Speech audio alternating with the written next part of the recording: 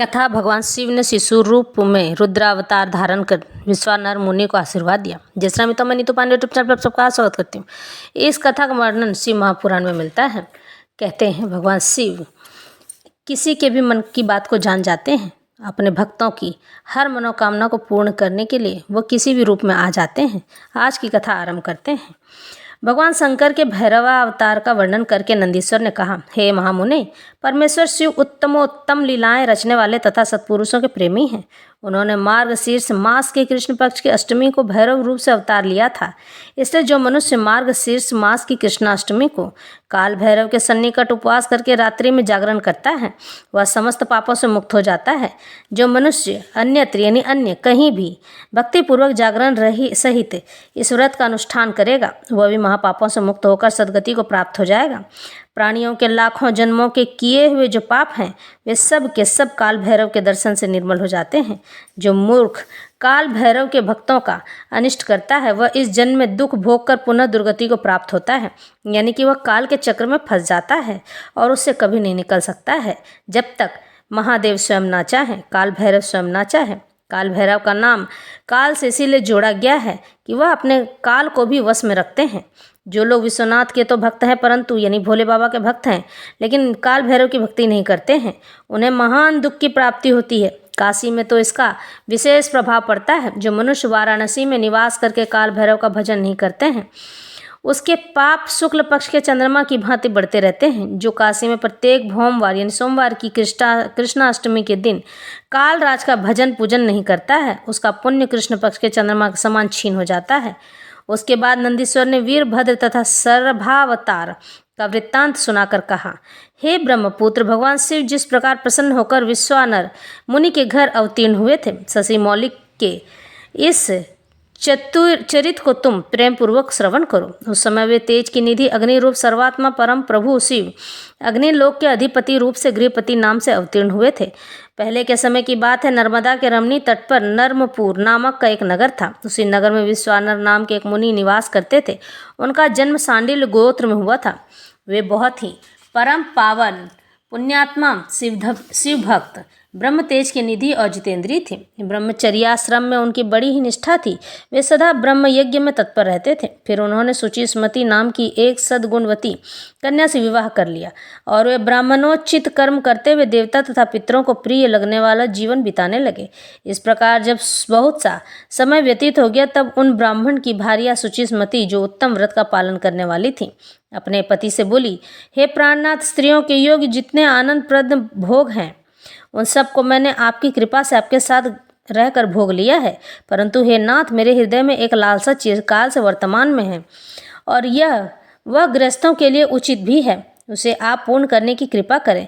हे स्वामी, यदि मैं वर पाने के योग्य हूँ और आप मुझे वर देना चाहते हैं तो मुझे महेश्वर सरीखा पुत्र प्रदान कीजिए। इसके अतिरिक्त मैं दूसरा वर नहीं चाहती हूँ। तो नंदीश्वर जी फिर आगे कथा सुनाते हैं। हे मुनि, पत्नी की बात सुनकर पवित्र व्रत परायण ब्राह्मण विश्वानर क्षण भर के लिए समाधिस्थ हो गए और हृदय में यूँ विचार करने लगे, अहो, मेरी इस सूक्ष्मांगी पत्नी ने कैसा अत्यंत दुर्लभ वर मांग लिया है। उनके तेज को कौन सहन कर सकता है। उनके अंश को अपने गर्भ में पालना चाहती है, लेकिन क्या यह संभव है। मैं तो तुच्छ सा प्राणी हूँ, मैं यह कैसे मांग सकता हूँ। यह तो मेरे मनोरथ पद से बहुत दूर है। अच्छा, शिवजी तो सब कुछ करने में समर्थ हैं। ऐसा प्रतीत होता है मानो उन शंभु ने ही इसके मुख में बैठकर वाणी रूप से मेरी बात कही है, अन्यथा दूसरा कौन ऐसा करने में समर्थ हो सकता है। उसके बाद वो एक पत्नीव्रती मुनि विश्वानर पत्नी को आश्वासन देकर वाराणसी में चले गए और घोर तप के द्वारा भगवान शिव के वीरेश लिंग की आराधना करने लगे। इस प्रकार उन्होंने 1 वर्ष पर्यंत भक्तिपूर्वक उत्तम वीरेश लिंग की त्रिकाल अर्चना करते हुए अद्भुत तप किया। 13वां मास आने पर एक दिन वे द्विजवर प्रातःकाल गामिनी गंगा के जल में स्नान करके ज्यों ही वीरेश के निकट पहुंचे त्यों ही उन तपोधन को उस लिंग के मध्य एक अष्टवर्षीय विभूति भूषित बालक दिखाई दिया। वहाँ एक बहुत ही सुंदर सा बालक दिखाई दिया और 8 साल का वो बालक था जो कि पूरे के पूरा भस्म से लिपटा हुआ था। उस नग्न शिशु के नेत्र कानों तक फैले हुए थे, होठों पर गहरी लालिमा छाई हुई थी, मस्तक पर नीले पीले रंग की सुंदर जटा सुशोभित हो रही थी,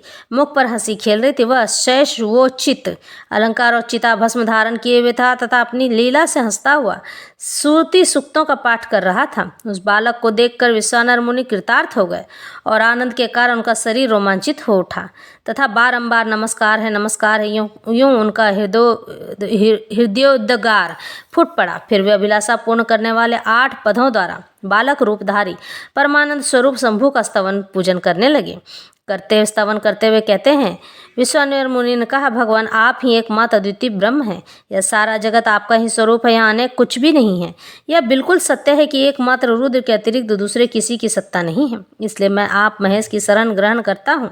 हे शंभु, आप ही सबके कर्ता हरता हैं तथा जैसे आत्मधर्म एक होते हुए भी अनेक रूप से दिखता है, उसी प्रकार आप भी एक रूप होकर नाना रूपों में व्याप्त होते हैं, फिर भी आप रूप रहित हैं। इसलिए आप ईश्वर के अतिरिक्त मैं किसी दूसरे की शरण नहीं ले सकता हूँ।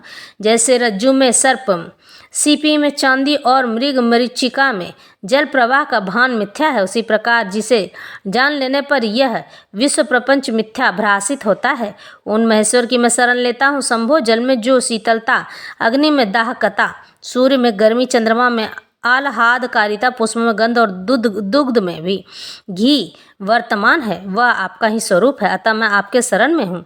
आप कान रहित होकर शब्द सुनते हैं, नासिका यानी नाक रहित होकर सूंघते हैं, पैर न होने पर भी दूर तक चले जाते हैं, नेत्र न होकर भी सब कुछ देखते हैं और जिह्वा रहित जीव के बिना होकर भी समस्त रसों की ज्ञाता है।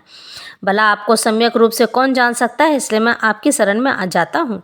हे ईश, आपके रहस्य को न तो साक्षात वेद ही जानता है, न विष्णु, न अखिल विश्व के विधाता ब्रह्मा, न योगींद्र और न इंद्र आदि प्रधान देवताओं को ही इसका पता है, परंतु आपका भक्त उसे जान लेता है। अतः मैं आपकी शरण ग्रहण करता हूँ। हे ईश, न तो आपका कोई गोत्र है, न जन्म है, न नाम है, न रूप है, न शील है, न देश है। ऐसा होने पर भी आप त्रिलोकी के अधीश्वर तथा संपूर्ण कामनाओं को पूर्ण करने वाले हैं। इसलिए मैं आपका भजन करता हूँ। स्मरारे, आप सर्वस्वरूप हैं। यह सारा विश्व प्रपंच आपसे ही प्रकट हुआ है। आप गौरी के प्राणनाथ, दिगंबर और परम शांत हैं। बाल, युवा और वृद्ध रूप में आप ही वर्तमान हैं। ऐसी कौन सी वस्तु है जिसमें आप व्याप्त न हो। अतः मैं आपके चरणों में नतमस्तक हूँ। हे मुनि नंदीश्वर कहते हैं, मुने यूं स्तुति करके विप्रवर विश्वनाथ विश्ववानर हाथ जोड़कर भूमि पर गिरना ही चाहते थे। तब तक संपूर्ण वृद्धों के भी वृद्ध बाल रूपधारी शिव परम हर्षित होकर उन भूदेव से बोले। बाल रूपी शिव ने कहा, मुनि श्रेष्ठ विश्वानर, तुमने आज मुझे संतुष्ट कर दिया है। भूदेव, मेरा मन परम प्रसन्न हो गया है, अतः अब तुम उत्तम वर मांग लो। यह सुनकर मुनि श्रेष्ठ विश्वानर कृत्य हो गए, बड़े ही प्रसन्न हुए और उनका मन हर्षमग्न हो गया। तब वे उठकर बाल रूपधारी शंकर जी से बोले। विश्वानर मुनि ने कहा, प्रभावशाली महेश्वर, आप तो सर्व अंतर्यामी, ऐश्वर्य संपन्न, सर्व तथा भक्तों को सब कुछ दे डालने वाले हैं। भला आप सर्वज्ञ से कौन सी बात छिपी हुई रहती है, फिर भी आप मुझे दीनता प्रकट करने वाली याच्ञा के प्रति आकृष्ट होने के लिए क्यों कह रहे हैं। हे महेश, ऐसा जानकर आपकी जैसी इच्छा हो वैसा कीजिए। नंदीश्वर जी फिर कहते हैं, हे मुने, पवित्र व्रत में तत्पर विश्वानर के उस वचन को सुनकर पावन शिशु रूपधारी महादेव हंसकर सूचि विश्वानर से बोले, हे सुचे, तुमने अपने हृदय में अपनी पत्नी सुचिस्मति के प्रति जो अभिलाषा कर रखी है, इच्छा कर रखी है, वह निसंदेह थोड़े ही समय में पूर्ण हो जाएगी। हे महामते, मैं सुचिस्मति के गर्भ से तुम्हारा पुत्र होकर प्रकट होऊंगा। मेरा नाम गृहपति होगा। मैं परम पावन तथा समस्त देवताओं के लिए प्रिय होऊंगा।